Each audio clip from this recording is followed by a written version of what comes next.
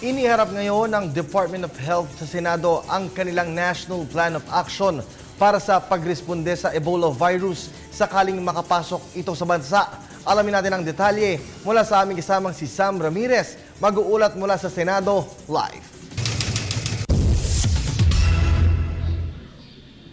Magandang hapon muli sa inyo, Kirby. Tiniyak ng Department of Health na handa ang Pilipinas kung sakaling makapasok nga sa bansa ang nakamamatay na Ebola virus. Sa isinagawang pagdinig ng Senate Committee on Health na pinamumunuan ni Senator Teofisto Gingono III, sinabi ni Health Secretary Enrique Ona na handa ang bansa para sa pagpasok ng Ebola virus. At kanilang iprinisenta at nilatag ang National Plan of Action ng DOH kung saan na merong interagency coordination o kasama o katuwang ng DOH dito yung iba't ibang frontliner agencies na tinuturing na unang re-responde kung sakaling makapasok nga sa bansa ang Ebola virus. Kabilang dito yung iba't ibang layers of response at narito na yung pag-minimize ng entry at ang involved dyan ng DFA at ang OWA para mapigilan at ma-detect agad kung sakali man na may uwi tayong kababayan o overseas Filipino workers mula sa mga bansang apektado ng Ebola ay agad na maidedetect ito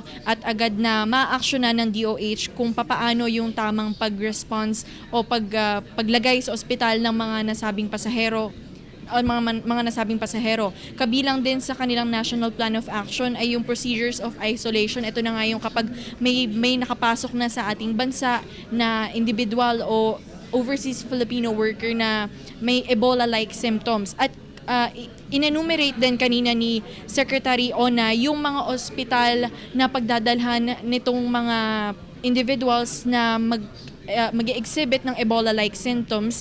At overall, meron tayong 21 hospitals sa buong bansa na paglalagyan ng mga patients na may Ebola-like symptoms. At sa Metro Manila, meron tayong 3 ospital dito. Narito na nga yung Research Institute on Tropical Medicine. Ito yung napaulat kahapon sa media. Ito yung binuksan kahapon sa media at pinakita yung mga facilities, mga kwarto at mga equipment na gagamitin para nga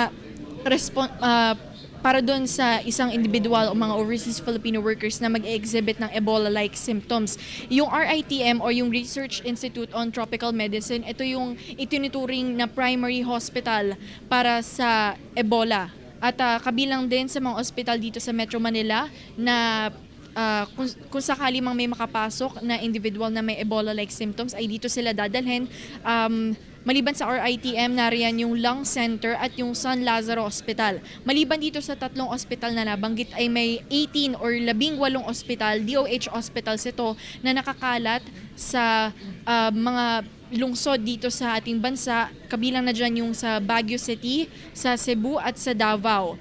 At inamin naman ni Secretary Ona na bagamat handa sila mentally para sa pagpasok or kung sakali makapasok ang Ebola dito sa ating bansa, inamin naman ni Ona na kailangan pa rin nilang mag-upgrade ng kanilang capacity, ng kanilang mga equipment, mga facilities at kailangan din nilang mag-train pa ng mga personnel na para magkaroon sila ng sapat na kaalaman kung paano nga dapat i-treat yung isang individual na nag-exhibit ng Ebola-like symptoms para syempre hindi rin sila mahawa dun sa sakit. At yan ang tutugunan ng DOH sa mga susunod na linggo. Sila raw ay mag-identify ng mga teams per hospital sa mga nabanggit ko kanina.